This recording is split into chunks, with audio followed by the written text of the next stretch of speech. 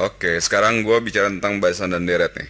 Jadi ceritanya barisan itu suatu rangkaian bilangan ya, ada satu 2 3 4 atau satu tambah 2 tambah 3 tambah 4. Nah, kalau di SMA yang kita belajar itu kan spesifik barisan dan deret yang spesifik. Contoh Barder aritmatika ya.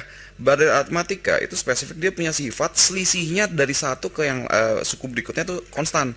Contoh satu 3 5 7 9 beda 2 kan? Tetap beda 2 terus, atau 3 6 9 12 15 bedanya 3 terus. Nah, yang disebut biasanya di sini suku pertama U1 itu disebutnya misalnya A. Selisihnya kita sebut biasanya B karena beda sama aja ya. Terus beda itu berarti kan selisih antara dua suku yang berurutan kan, U2 dikurang U1, U3 dikurang U2, atau suku ke N dikurang suku ke N min 1. Dengan definisi yang tadi, berarti kita bisa tahu dong, ya kan? Bisa tahu bahwa beda antara satu suku ke suku lainnya sama. Berarti kalau U1-nya gue sebut A, U2-nya apa? Ya berarti A ditambahin beda kan? U3-nya apa? A ditambah beda, tambah beda lagi, jadi A tambah 2 beda. UN-nya berarti apa? Sekarang lihat. Kalau suku pertama bedanya 0. Apa? Ada 0B. Suku kedua 1B. Suku ketiga 2B. Suku ke N, jadi N-1B ya. A plus N-1B. Itu jadi UN itu jabaran umumnya A plus N-1 kali B. Contoh, gue punya deret nih 5, 9, 13, 17. UN-nya apa UN-nya? Sama dengan apa? A tambah N-1 kali B kan? 5 tambah N-1 kali 4. Sama dengan 5 tambah 4N-4. Berarti 4N ditambah 1. Oke? Nah, sekarang lo lihat lagi UN ini ya, kalau gue jembreng ini berarti A ditambah BN min B kan? Gue ubah posisinya jadi UN itu BN tambah A min B. Jadi, untuk bikin rumus umum UN dari suatu deret, kita bisa lihat aja. Bedanya 4, A-nya 5. Nah, dari deretnya ini 5, 9, 13, 17. Kan rumus umumnya BN tambah A min B. Ya udah, beda kali N aja dulu depannya. Berarti UN-nya lihat, bedanya 4. Berarti 4 kali N. Nah, udah 4N dulu nih. Berikutnya kita lihat, suku pertamanya si A ini kan 5. Nah, logikanya, kalau gue masukin N-nya sama dengan 1, dia harus sama dengan 5 dong. Karena suku pertamanya sama dengan 5 kan. Berarti kalau gitu UN U1-nya dimasukin 4 kali 1.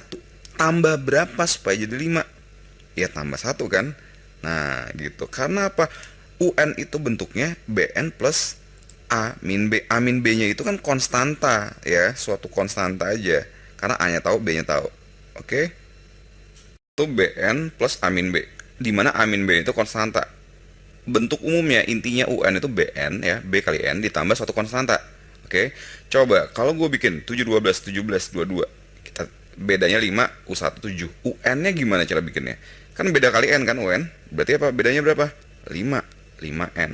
Nah, sekarang logikanya kalau dimasukin 1 dia harus 7 kan? U1-nya 7. Berarti dimasukin 1 kan 5.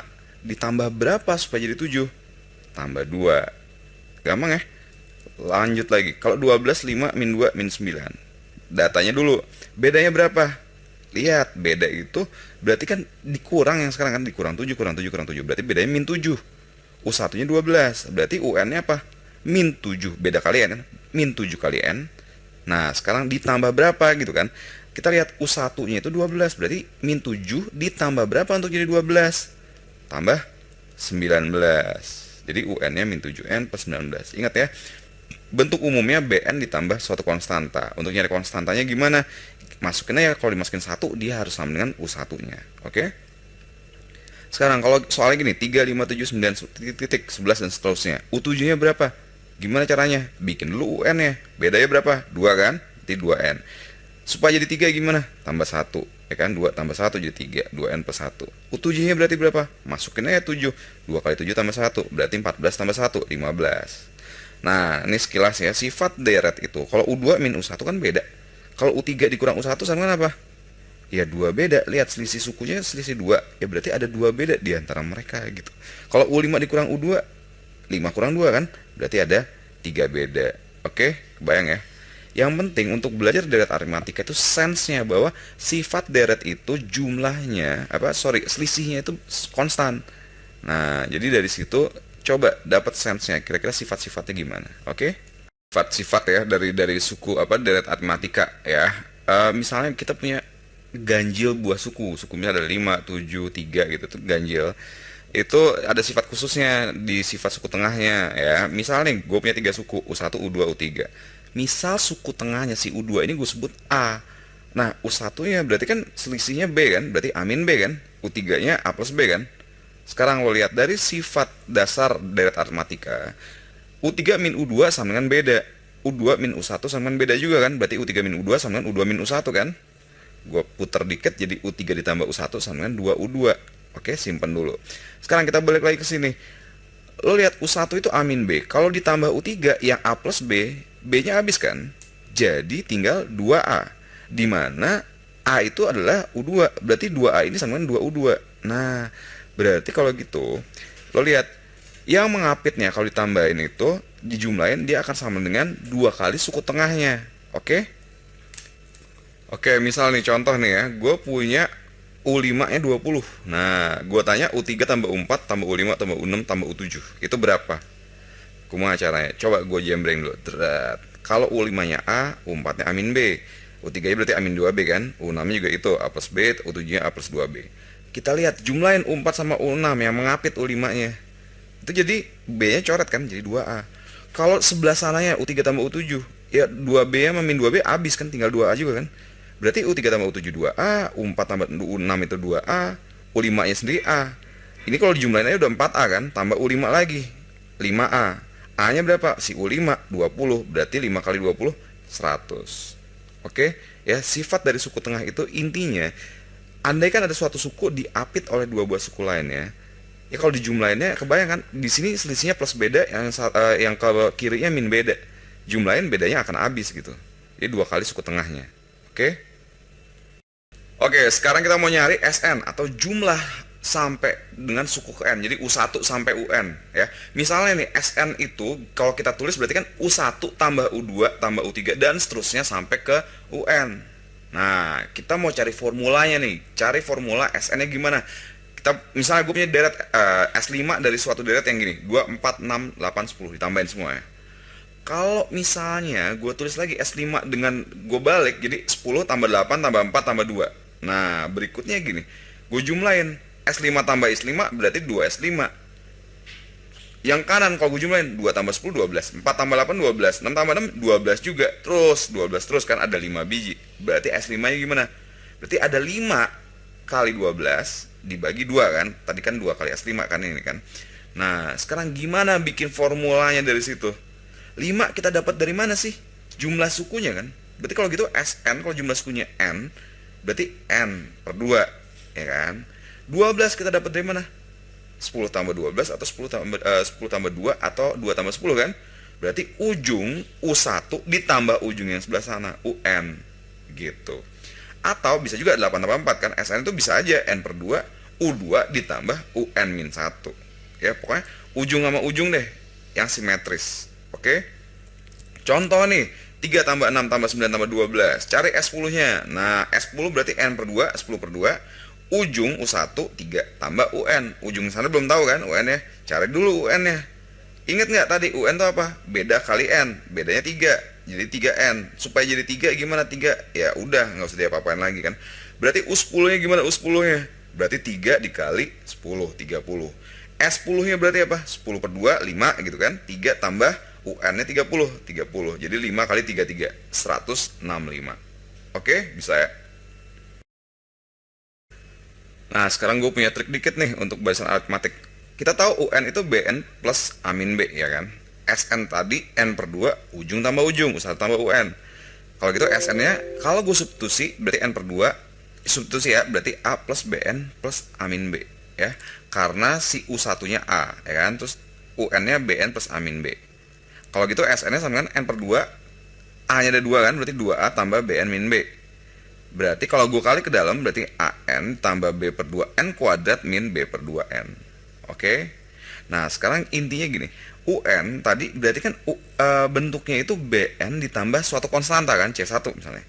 SN-nya itu coba lihat B per 2N kuadrat ditambah A min B per 2 kali N. Intinya SN itu bentuknya B per 2N kuadrat tambah konstanta kali N. Jadi kalau si UN ini bentuknya berapa N ditambah berapa gitu. Kalau SN bentuknya sekian N kuadrat tambah sekian N. Bisa ngeliat nggak koefisien kuadratnya yang satu kuadrat satu enggak, ini konstanta ini enggak. Ya.